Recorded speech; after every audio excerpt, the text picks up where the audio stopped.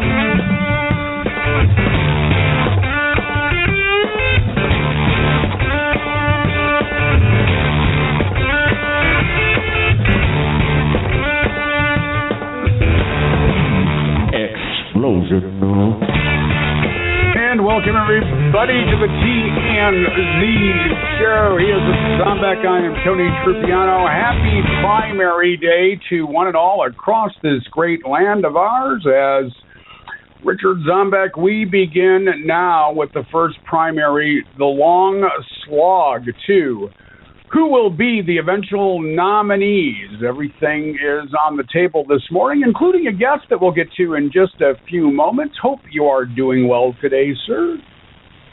I am, and the long slog started at 12:01 in a little tiny town up in northern New Hampshire. So now, how far are you from New Hampshire? You're not too far from New Hampshire, are you? Well, it depends where in New Hampshire. I mean, if we're just talking about the border, about 30 minutes.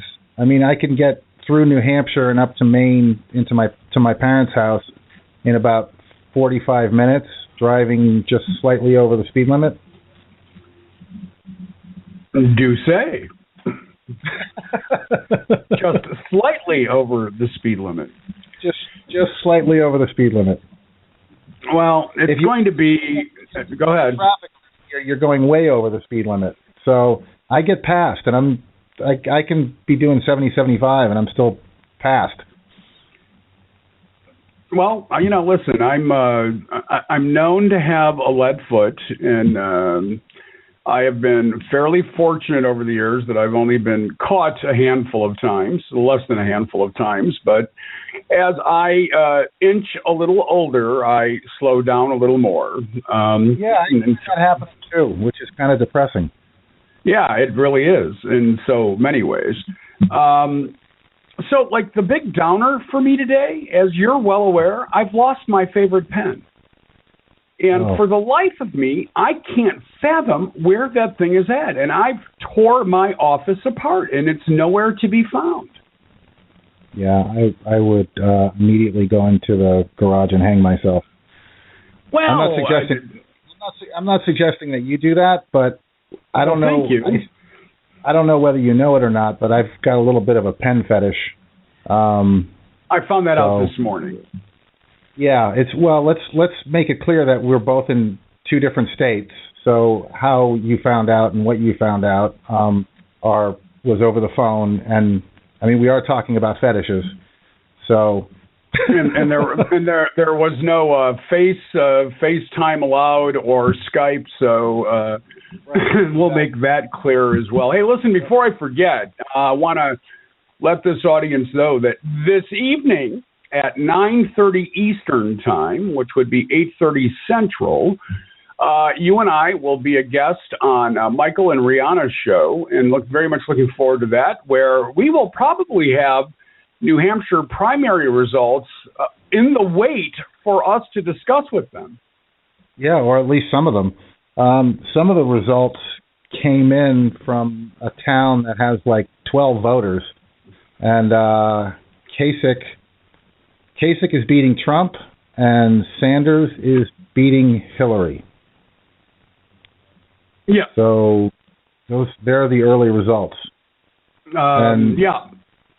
Marco Rubio is repeating himself. Ad nauseum. It's interesting. As certainly since Saturday, the Rubio machine, in fact, I saw somebody on MSNBC maybe less than an hour ago from the Rubio campaign, really thanking the media for helping Marco Rubio stay on message, because it's important that people understand that Barack Obama is dangerous for this country. I just want to make sure that people perhaps go back to yesterday's show where you pointed out quite succinctly, and maybe nobody has told, because, Marco Rubio didn't know about Flint because he didn't have the briefing yet. Perhaps Right. He's not aware Barack Obama's not running for the presidency this year. He also apparently doesn't know that gay marriage is the law of the land. Did you see that? That was sweet. Yeah. So I think we should probably explain this. He was asked a question. It might be more fun to let people guess. No, go ahead. I'm just teasing. He was asked a question at a town hall by a guy in New Hampshire who happens to be gay and married, and the guy asked Rubio why he wants to put him back in the closet, basically. Why do you want me back in the closet? And Rubio just constantly went back with, I believe that marriage is between a man and a woman. I believe that marriage, click, click, click. Oh, someone smack Rubio in the head because he's in skip mode. And so Rubio's response to that was, hey, listen, if you want gay marriage, pass a law. Talk to your legislators. It's like, dude, Supreme Court ruling happened a little while ago. Pay attention. Yeah. That's what I put up on Twitter. I put a link to that article, and I said, this is what happens when you don't show up for class. Actually, as I was reading that story, I don't know the significance of this, but his daughter, 8-year-old daughter, happened to be with him at the time, and I just find it interesting that he couldn't just say, well, listen, I do believe, and there's nothing wrong with his belief, right? He's got a right to his belief that marriage should be between a man and a woman. I know the Supreme Court has spoken on this issue, and now it's legal. And we're just going to have to agree to disagree. Why can't you just be honest? Get a law passed. Okay, we've done that. Now what, Marco Polo? There was, wouldn't that be funny? And so, along with gays that are asking him questions, apparently there have also been people showing up at his events dressed as robots. But what I did want to get to was there was a story, and I'll need to find it, where it looked like he pushed or pulled his daughter away when that question was asked, let's keep you away from the lepers. Let's don't look directly into the eyes of the homos. And it was just he's coming up with all these odd afflictions, and this is the kind of stuff that happens with this, right? And so I don't know if we want to delve into this much deeper, but here's the thing, right? And this is what I was thinking about last night, and I was talking to my wife about it, is we all have that kind of little nagging feeling inside of us about people, right? We did it with Rick Perry, right? Rick Perry's a buffoon. He's a goon. He's not smart. The glasses don't help. And then he had that oops moment. And that kind of confirmed what we already thought about him, right? So a good example is people think Cruz is really smart. If he says something off script or stupid, people are going to cut him some slack because their first inclination is that he's relatively smart and it must have been a mistake. And we all do that with people. And Rubio, there was this nagging question about whether or not he's scripted. And I talked about this yesterday, and we talked about it last week too, is that the cadence and I looked at Pamela one night, my wife, and I said, I don't trust anyone who says a instead of right? If someone says A, I go to it. It leads me to look more into what they're saying to see if they're scripted, because usually people say A when they're reading, right? And then when I started looking deeper, he's transposing words, and people do that when they memorize things. And then, sure enough, this whole robot thing comes out, and it confirms what we're already thinking about him. And now we have validation, and that's it. He's done. He's done. Well, certainly it'll be interesting to see how he performs today. We're going to come back to him in a little bit. Before our guest arrives, I don't know if you saw the video of Ted Cruz's daughter rejecting him last week. Yeah. Did you see that? Of his wife looking grossed out. Yeah, I deliberately didn't post that because, listen, I got kids. I'm sensitive to that stuff to a degree, but it was hilarious at one level because all these people are getting off the bus and he's, shaking hands and hugging people, and his wife hands him his daughter and he goes to kiss her on the cheek and she turns her head and it's like, oh, sweet God, would you let me go? I mean, she couldn't wait to get away from him. Yeah. No, I'm sure she was overtired. I mean, I'm certainly not saying she doesn't like her dad. It didn't help. Let me just put it that way. It doesn't help the guy when that's out there. And I can't even imagine how that made him feel. I will bet you that was harder for him to deal with than most of the crap that's being thrown at him. Yeah, if he even cares. I mean, I think he's a bit of a sociopath. So, and, like they say on Seinfeld, not that there's anything wrong with that, but I do think he has some, I think a lot of politicians have sociopathic tendencies. I mean, I think you'd have to, Well, at some level, yeah. I mean, there's some truth to that. I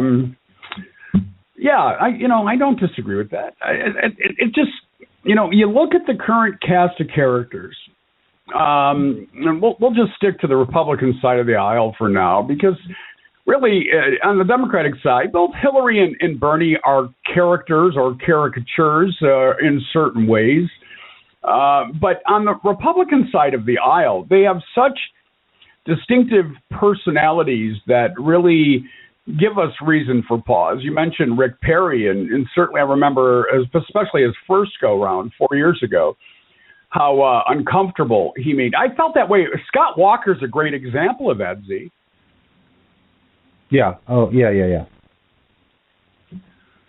want to talk about creepy. That's one creepy dude. Well, and Scott Walker, too, he had that, kind of sweaty, sheen to him, too. He just looked clammy all the time. Don't you wonder? I mean, seriously. You stop and I know this sounds really naive, but how do folks like Ted Cruz and Scott Walker, how do these folks not just get elected? And Ted Cruz was the equivalent to the Attorney General in Texas, and then elected to the Senate. Scott Walker, twice elected governor of Wisconsin. And we could go on with a lot of these guys. You really do wonder, what the hell were the voters thinking? Or what were they seeing? Or how did they present themselves that they seemed palatable?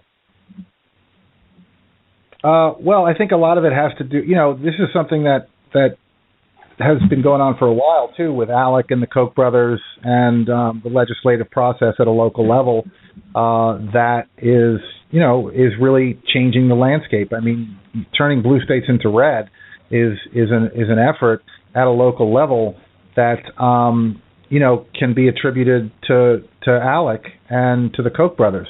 Same thing with the water in Flint. Same thing with Chris Christie just signed to privatize water in New Jersey. What could possibly go wrong? I mean, we've got counties in Pennsylvania, we've got counties in Flint, we've got areas of the country that are systematically being poisoned because what we have a fundamental right to, which is clean water and clean air, is being hacked away at a local level. And bills are being passed to take that away and to make money and for private companies to step in and all of that. So, and Scott Walker was, a little Koch brother favorite. Yeah. For president. You're speaking of pollution, and our guest is here, so I think this is a nice segue into that. Beautiful. So good. Thank you for doing that, by the way. It's completely unintentional. But hey, take credit where it's given, sir. I will. I'm patting myself on the back right now. There you go. It's astounding, and you and I have actually talked about this previously. And one of the things that concerns me when we get to major news stories like primaries, and that is a major news story, and we could name others. We often forget that there are other issues that are not only present, but there is damage being done around us that we don't pay attention to when these quote-unquote bigger stories are prevalent. And that's always been of grave concern to me. And that's why I have always, gone out of my way to try to remind myself and my audience that we do need to keep an eye on what's happening around us. And so joining us now from Environment Michigan is Analiese Dobblestein, who I have had on the program many, many times. She's a very gifted orator. She is incredibly intelligent and well-versed on issues. She had sent us a company profile on Tyson Foods. And for those of you that are feeling good about purchasing, you may want to rethink that. Analiese, thanks for joining us this morning and welcome to the program. Thank you for having me again. Let me introduce you to my new radio partner, Richard Zombeck. He is a writer for the Huffington Post, and he writes for Liberals Unite, and I think you will find him far more charming than I've ever been. Hi, Analiese. Hi, nice to meet you. Thank you for having me. Well, listen, you and I have had these discussions before about, while other things are going on, there's damage going on around us. So let's set this up, if you would, Analiese. Talk a little bit about why you're here today and what Tyson Foods has to do with this discussion with regard to pollution, because the numbers we're about to share and the information we're about to share is astounding. Yes, it's very astounding. I myself didn't know until about a few months ago the lengths that factory farms or corporate agribusinesses are really putting a toll on our environment, and particularly to our waterways, not just here in Michigan, but across the country. And what we did was we released a report talking about Tyson Foods Incorporated and the fact that they are literally polluting our waterways to an unimaginable degree. And this report is coming at a time when Tyson Foods last Friday the shareholders voted to actually try to implement some water protection best practices, but sadly that failed. Wow. All right. I just want to, again, simple stuff, but really devastating. 20 million pounds. Tyson Foods or its subsidiaries dumped more than 20 million pounds of pollutants directly into our waterways in 2014 alone. Analiese Dobblestein, that tells me something that disturbs me, that there are not laws in place that prohibit this kind of dumping, and that these pollutants are actually being dumped, for all intents and purposes, legally. Exactly, and that is a huge problem. As you know, we had a great victory this past year with Clean Water Rule going through Congress unharmed and, bringing those protections back to the Clean Water Act. But with that being said, under the Clean Water Act, there's not enough legislation in place to stop the dumpings that we're seeing. And it's not just Tyson. I mean, here in Michigan as well, we have local factory farms that are dumping mounds of pollution into our waterways. So we see the algal blooms like Lake Erie and Lake St. Clair. And the thing is, no one knows about it. So I'm working here in Michigan now, since we just had our great victory, to educate the public around this horrible nature that factory farms are literally dumping thousands and thousands of pounds of manure and discharge into our waterways, and no one knows about it. Well, again, that in and of itself is disturbing. I'm looking at a list of companies that are releasing pollution into the waterways around the country. And some of them are well known. But to find Tyson Foods at number 2, AK Steelholding Corporation, and I don't know for what exactly all they do, but one of them, the next on the list after Tyson Foods, is the U.S. Department of Defense. Yes, it is. There's a wake-up call there. It's sad to say, but yes, and that's a huge factor of what's going into the work we're doing, not just here in Michigan, again, but across the country. We have 7 organizers working to try to educate the public around this issue, but it's really just talking to everyday people who go to the grocery store or support Tyson or any of these other companies, because I don't think they make that connection that supporting Tyson Food Incorporated is really polluting the drinking water that we see on a daily basis. Well, and Analiese, this is Richard. What is the what's the nature of the pollutants? Are these chemicals? Are these waste? Yes, great question. Right now, it's a majority of it is manure that is just being dumped or from the runoff that we see, and that's because there isn't enough buffer zones on these factory farms that are very close to our waterways. The second thing that we see is just pesticides that are being used in the farming practices that is also included in the runoff. So it's non-point source pollution that we are seeing physically going into our waterways on a daily basis, and it's not being, and there's no regulations as of right now for it. Well, and so last week, Congress basically shot down part of the Clean Water Act, right? And this is coming on the heels of what's happening in Flint, what's happening in Pennsylvania, what's happening, obviously what you're talking about. And how is that going to affect, I'm going to assume, because I'm probably right, that it's going to be an adverse effect, but what exactly is this doing as far as that vote last week in this particular situation? Yeah, that's a great question. Right now, we are still waiting to hear back from our liaison who is working with the EPA, but right now we know that it's not good. I mean, there's been many attempts, not just with the Clean Water Act in general, but just to stop the Clean Water Rule from going through, and that's what we've been working towards for 10 years. But the situation is that, 1, people are just not aware, and 2, it's all about money. And we are working very hard to educate the people around this issue, but it's also the fact that Congress is going to do whatever they can to push through their initiatives to make sure that there's more money being spent in the private sector for all of these companies. It seems to me, Analiese, as we take a look at the information, the report that you put out on Tyson Foods, and you mentioned Des Moines, Iowa in this report, and I'm thinking of blue baby syndrome, which that in and of itself scares me. Richard mentioned Flint, he mentioned Pennsylvania. Just before you joined us, and I don't know if you heard yesterday, but Governor Chris Christie has agreed to privatize the water in New Jersey. Why has water become such a critical issue? I had this conversation with somebody last night in an extended period that water is becoming a commodity in a very large way. You're not the only one that's been saying that. Actor Mark Ruffalo came out about it yesterday as well, and I think the point of the problem is that we've just been assuming that water is just a resource that we'll always have, and we've never had to work extra hard to protect it.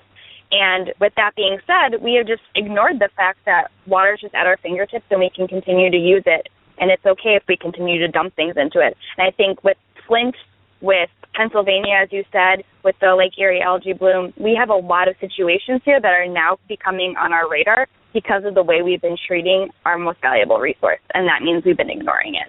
And we're hitting to the point that it's almost too late, especially with Flint, especially with the algal blooms that we're seeing and shutting off the Toledo water supply. There's just too many incrementations of this happening, and it's now starting to become an issue where it should have been many, many years ago.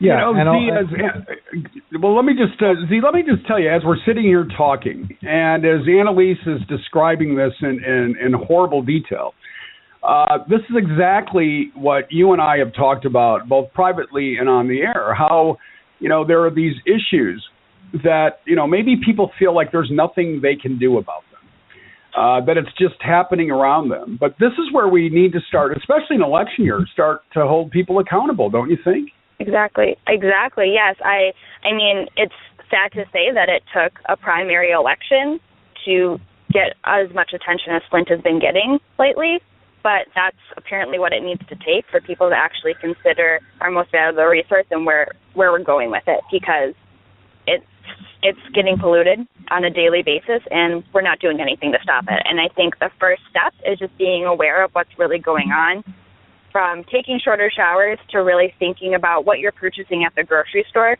to really do your background research and know that these big companies and the government, they're polluting our waterways, and it needs to stop now. And so Environment Michigan is working on our campaign to really call out the top polluter.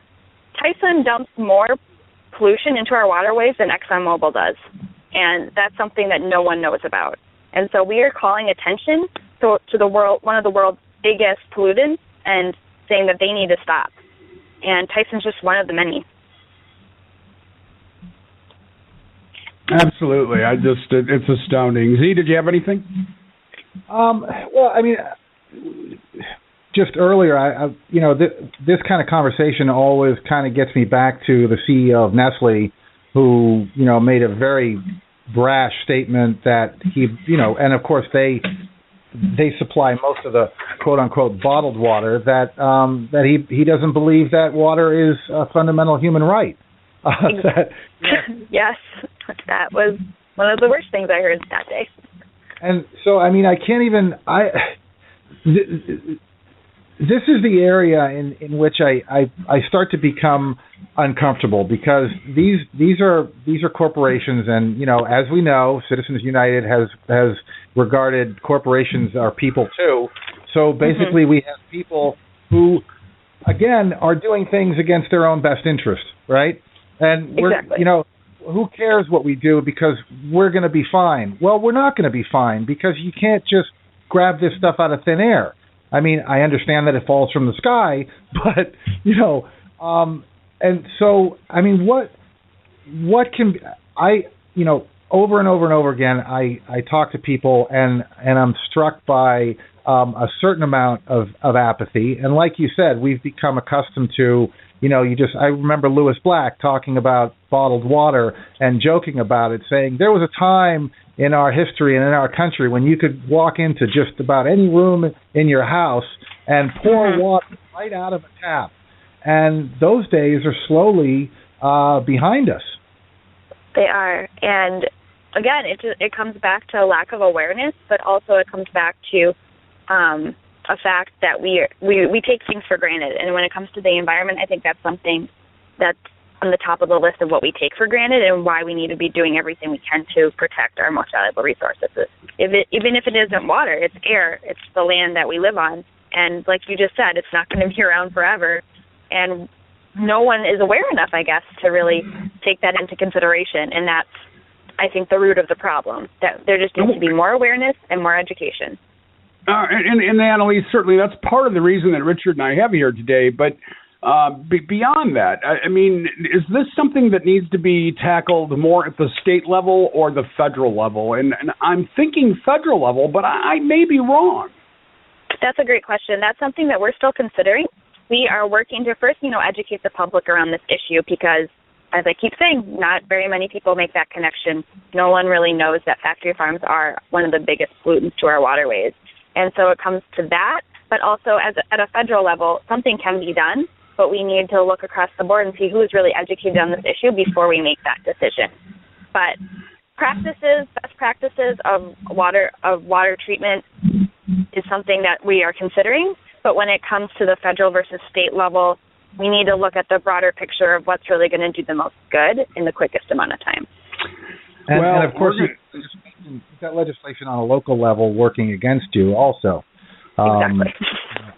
I'm assuming, just from what I know from Alec and what Tony and I were talking about earlier, with these corporations that are involved in writing legislation at a local level, and getting these things passed. So, when you start defunding the EPA and rolling back the Clean Water Acts and legislating basically less regulation and more allowable egregious behavior on the part of corporations at a local level, this is a huge battle, particularly if it's happening at the state level, because what can be done when you've got it just seems to me like a Sisyphean task that's not going to end well. But I completely agree. That's something that we are considering, and like you just said, at the state level, it's a lot harder. And also, the implementation for many of these issues is at the federal level under the Clean Water Act or a different piece of legislation that has not been created yet. And we will see in the next election how that's really going to work out for environmental issues overall, not just with water protection.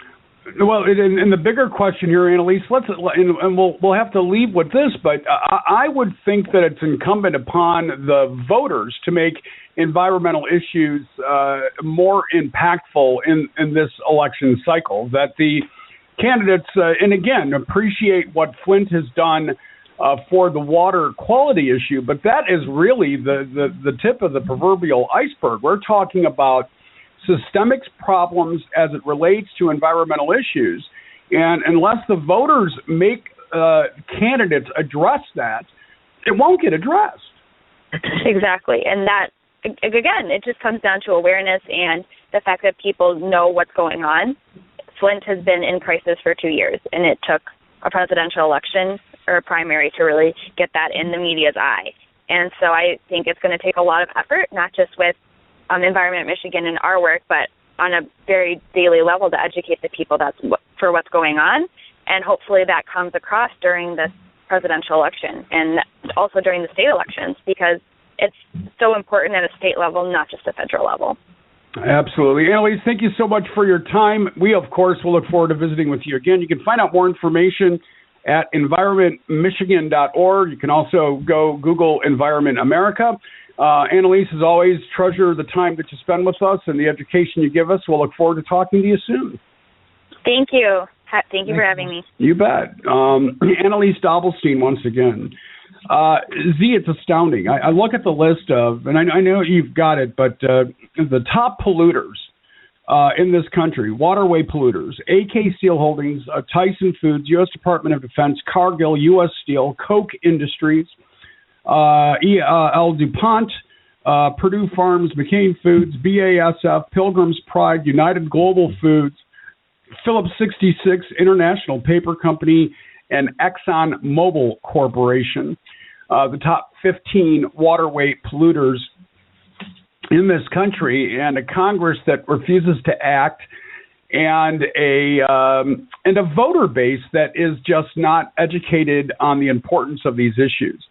That's what it comes down to is voter education. And it's tough. As you know, it's tough to educate people to the truth. And my concern is always is that these are the kind of things that we allow to go to the wayside because we're so focused on other issues. Maybe I'm wrong, but it's just the way I've always felt. Yeah, well, I mean, and like this bill, right, that would stop the EPA from caring about the waterways in the U.S., right? And who's behind killing this bill, right? It had enthusiastic support from corporate interests, the Chamber of Commerce, Dairy Farmers of America, chemical companies, utility companies, energy companies, mining, logging, 230 organizations that listed the bill on lobbying disclosures since it was proposed in March of 2014. And this is something that the Republicans were perfectly willing. You said no action. They, in fact, did take action. They voted it down. They voted against clean water. They voted for polluting the waterways. So they took action. You know, let's not make any mistake about that. They took very deliberate action and voted against protecting the waterways and allowing pollution into our waterways. Now, there's no question that's true. Let's hop back on the primary bandwagon, and I just want to spend a little more time on Marco Rubio And then Donald Trump had an interesting exchange at a jam-packed rally yesterday, which we'll get to in just a moment. But if this sounds familiar, it's not from Saturday. It's not from Sunday. Yesterday.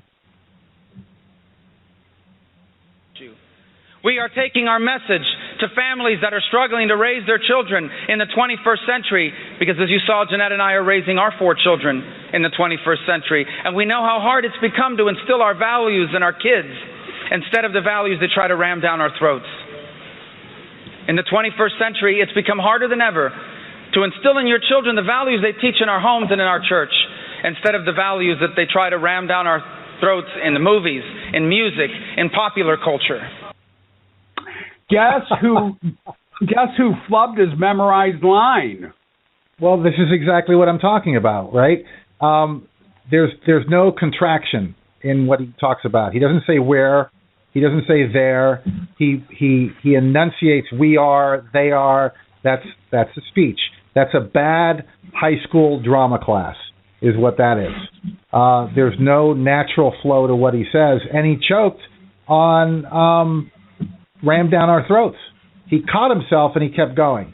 He realized he had made a mistake, and he kept going. And this is after being accused of repeating himself during a debate, and then repeating himself, and then a news cycle just slamming him for repeating himself, and he doesn't even wait to take a breath and repeats himself an entire paragraph right after another entire paragraph. You stop, and you know, I don't know if you read Eugene Robinson's column today, but he said that Marco Rubio has proven in the last 3 days that he's just going too fast. He kind of likened it to running down a hill where you can't quite control how fast you're going, and you stumble, but you don't fall. I think that there's some reality to that. There have been, and I posted a great cartoon from the Washington Post this morning where Marco Rubio is a puppet, and the fairy princess says, if you can memorize 5 of these cards, I will make you a real boy. And the puppet master goes, wait a minute. Not that we're going to worry about him memorizing 5 cards. You know, at some level, and I think I'm embarrassed for Marco Rubio. I don't feel sorry for him. There's no empathy, but I'm embarrassed for him. Yeah, it is like watching, a comic or an actor fail live on stage, and that's the way I feel with a lot of these guys. You get a sick sinking feeling in your stomach, and you're going, "Oh God, this is yeesh," and he doesn't really seem to care. He defends himself in repeating himself, and what his campaign and he are saying about him constantly repeating himself is basically that he really, really, really, really means it. Yeah, really, really.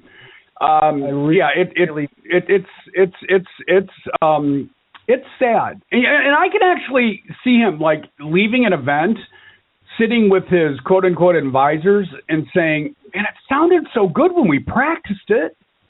Yeah, and what did you say? He paid $375,000 for that script. Yeah.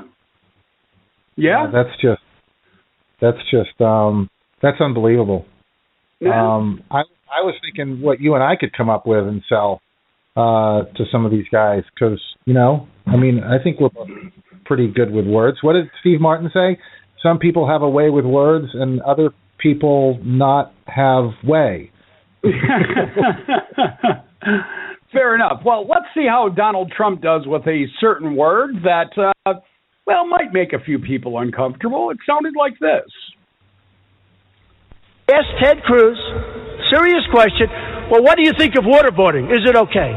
And honestly, I thought he'd say absolutely, and he didn't. He said, well, he's concerned about the answer, because some people, she just said a terrible thing. You know what she said?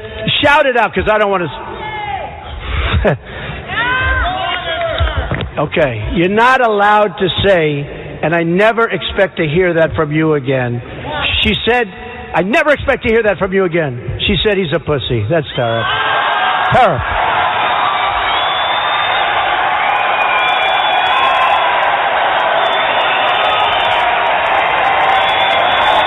Terrible. That's terrible.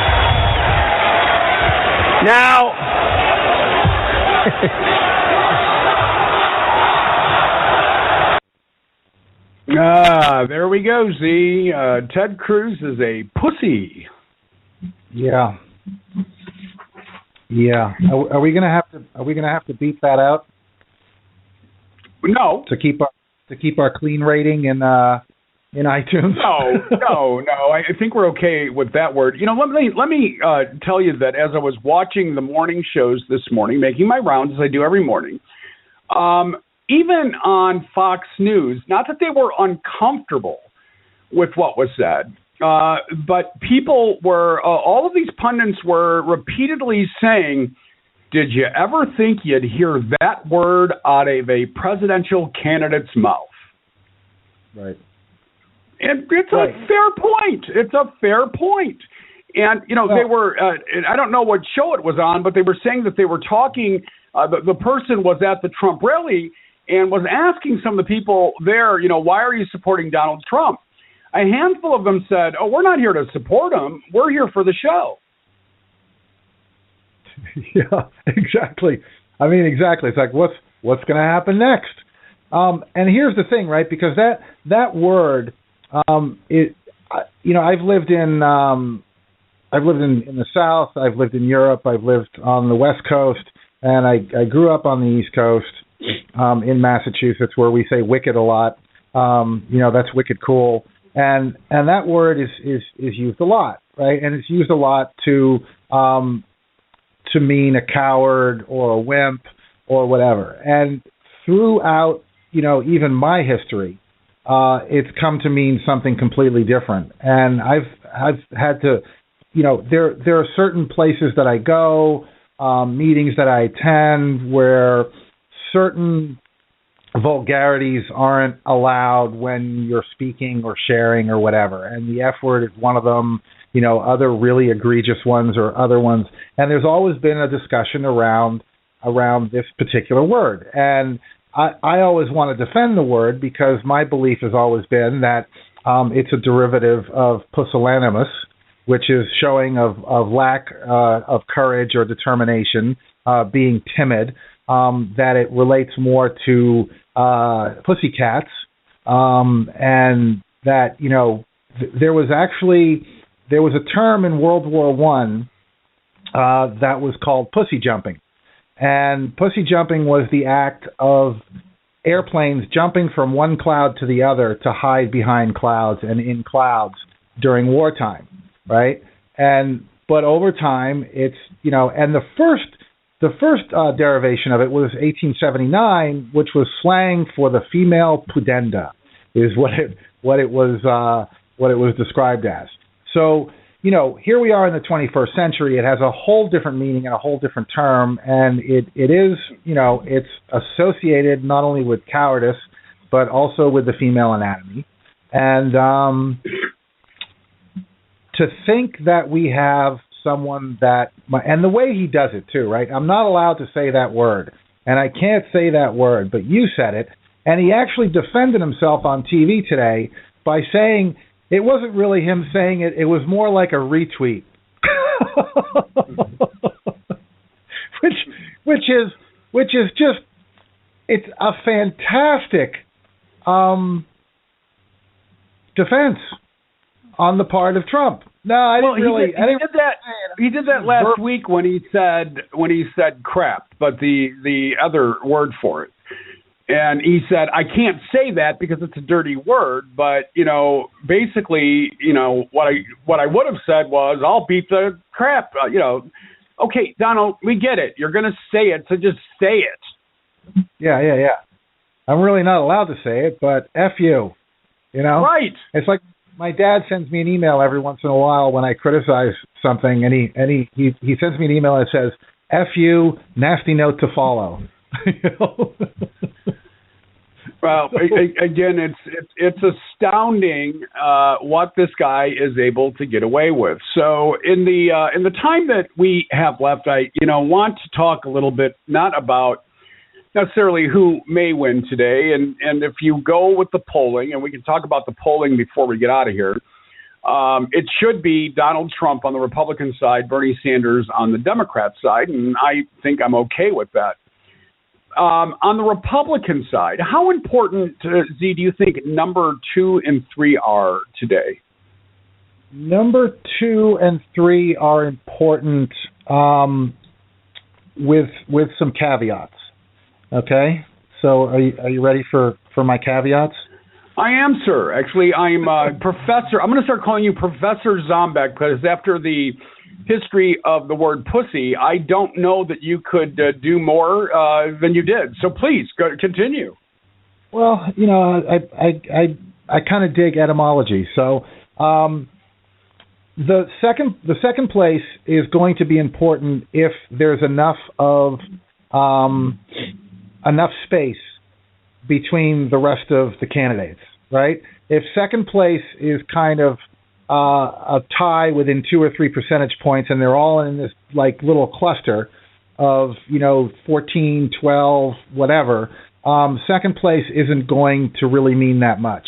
If second place is a large lead from the rest of the pack, then second place could really be considered almost a win in New Hampshire, because I think the GOP is still hoping that Donald Trump isn't going to be an issue, and if they can get a second place guy in there, it's someone who could potentially beat Trump or take over when Trump, all of a sudden decides that he's going to drop out, which is what they're hoping. But the pack, if the second place person is within a pack, it's not going to make a difference. If they have enough of a lead, if there's a high percentage spread from second to the rest of the pack, that would be the best place to finish. Let me and as we're looking at the polling out of New Hampshire, and I shared with you an article from the Washington Post this morning, the 5 myths about the New Hampshire primary. And one of them was how unreliable polling has been in New Hampshire over the years. But if we look at the trend, and this is an amalgamation of about 8 or 9 different polls, as things stand today, and we'll remind the audience as we talk that the primary is going on right now in New Hampshire. The polling trend is Donald Trump at 31%, Marco Rubio just under 15%, John Kasich just over 14%, Ted Cruz just under 12%, Jeb Bush just over 10%, and then Chris Christie, Carly Fiorina, Ben Carson, and everybody else who doesn't matter after that, who's either not running or is inconsequential. It remains.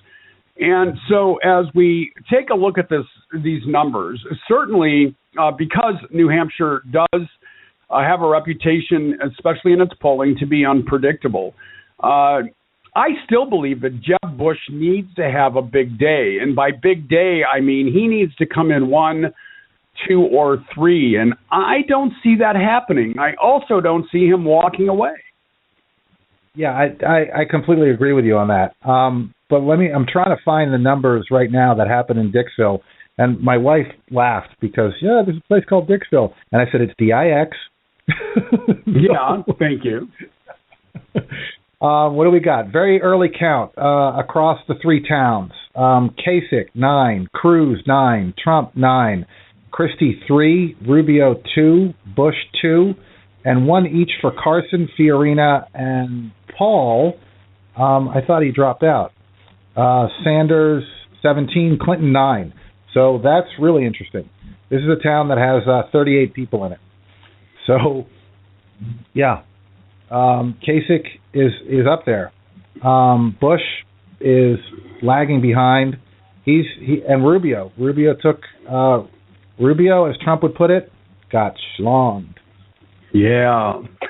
Ted Cruz's ride is pretty much over. I can't see that after Iowa he is going to be significant. really the big weight is what will happen to the Donald. And if Kasich, Bush, or Christie, and I'm going to suggest at this point that this may be Christie's last hurrah. I think that he's not going to do well enough to be able to have the financial momentum to go forward. We know that Kasich spent almost all of his money in New Hampshire, and I think it's a great strategy, by the way, and I think it's going to pay off for him in a top 3 finish, which will help him to raise money. But I think the big loser today may end up being the robot boy himself. I think that Marco Rubio is going to walk away a little bit embarrassed. I really do. And maybe it's just wishful thinking on my part. I mean, I'm waiting for Donald to go away, but you know that I told you the day he announced that I didn't think it would last 48 hours, so it tells you what I know. But I need Marco Rubio to bow out. I can't. I'm very uncomfortable with him. Well, and what's funny too, because I wanted to get this quote in, and I can't remember who said it, but it's kind of like a Trump-esque kind of, I'm not allowed to say it, but this is the word I'm not allowed to say. And what someone said about Rubio is he said, I'm not saying that Rubio's a robot. I'm saying I want to watch him walk through a metal detector. I thought that was a pretty good line. And as far as New Hampshire goes, and this little tiny town of Dixville being a predictor, since 1992, they've been pretty good. They got Bush in 92, Dole by a landslide in 96, so they were a little off that year. Bush again in 2000, Bush in 2004, McCain in 2008, and Romney in 2012. Now Romney not by much. It was 2 points for Huntsman and 1 for Gingrich. They did predict Obama in 2012 and in 2008. 2004 they were a little off. Clark. And in fact, they've been mostly off, although they did get Clinton in 92 and 96. So, but Tsongas was the primary winner in 92. So they're a relatively accurate predictor, at least on the GOP side. They've only been off once as to who was going to be the nominee, and that was with Bob Dole. So right now they seem to be favoring Kasich. And, Cruz and Trump are up there as well. Let's spend a little time on the Democratic side of the ticket. And certainly Bernie Sanders is expected to walk away with a victory. There will be nothing shocking in that this evening. It's the margin of victory that we, I guess, will be keeping an eye on, Z. Hillary, I'll give Hillary Clinton credit for this. She, of course, did not concede New Hampshire. And, in fact, went a little overboard, as we discussed in great detail yesterday, so we don't need to do that again today. But with that said, the margin of victory for Bernie Sanders, and as we know, he raised more money than Hillary Clinton did in the last quarter by $5 million, which is a significant amount of money. He is gaining momentum in the national poll, closed another 4 percentage points last week. New Hampshire means a lot more than just a predictable win for Bernie Sanders, but it's that margin. It's really that margin, Z, that I think was going to tell the biggest story. Well, yeah, and, on the donations, too, it's important to mention that, all of Bernie Sanders' donations are coming from individuals at an average of $27 per donation. And so to beat her by $5 million when that could be basically 2 of her Wall Street donations is really quite an accomplishment. So I just got this news. Bernie Sanders wins first New Hampshire town by 100%. So that's the result there. Dixville Notch, 100%. Well, again, there's no surprise in that. I just know that by the time we get to Michael and Rihanna's show at 9:30 Eastern time tonight, that we're going to have plenty to talk about. They'll be breaking this down immediately. One of the things that I both love and hate about exit polling is projections, but it's kind of like that accident that you really shouldn't watch because you're going to screw up traffic, but you can't stop anyway. And so you do, and that's the way I am with exit polls. And you've got to know that within minutes of the polls closing, there will be some kind of news rolling out, whatever that news is. I'm not going to predict what that is. But it sure will be fascinating to see how that changes the dynamic. I look at it a little differently than some people do because I look at it as I said, an opportunity for certain candidates to go on where others will now have to either reassess or they've already assessed what they needed to do at a bare minimum in order to move forward. For many of them, how they place tonight has everything to do with how much money they can raise. And ultimately in politics, and it will be this way until Bernie Sanders is president, money rules. Yeah, and to be honest with you, I get sucked in too. It's kind of harshing on my mellow.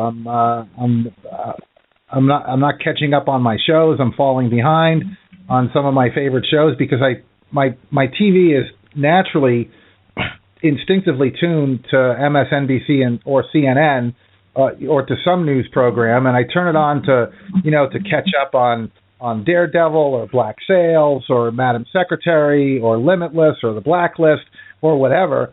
And the news comes on, and I go, "Oh, wow! I'm going to watch this." And the next thing I know, it's 1 or 2 o'clock in the morning, and I'm still watching Chris Hayes or Rachel Maddow and catching up on what I missed because I was trying to do something else. So, yeah, I mean, I do. I get sucked in. It's fascinating, and it's fascinating. Like I said, we're witnessing history. We are actually witnessing history. All right, with that said, it's time to wrap things up for today. Of course, we'll be back on Blog Talk USA at 9:30 Central, 9:30 Eastern, 8:30 Central this evening. Z, how can people get more information on TNZ Talk, please? You can get everything you want and we're afraid to ask at tnztalk.com. We've got our Twitter, Facebook, YouTube, iTunes, Stitcher, all of our archives up there. You can check out what we're doing. There's our bios up there, and like we like to ask, if you do download on Stitcher or iTunes and you subscribe to it, please leave a rating. It helps our numbers, and it helps us, and it helps other people find us. So that's it. And again, that's tnztalk.com. All right. Well, that will do it for us for this today program. New Hampshireites, if you're listening today, do the right thing, whatever that is. And we'll talk with Michael and Rihanna this evening. Z, have a good day. We'll be back tomorrow at 10:30 a.m. Eastern Time. This has been TNZ Talk. I'm Tony Trupiano. He is Richard Zombeck. And as always, we ask that you be well.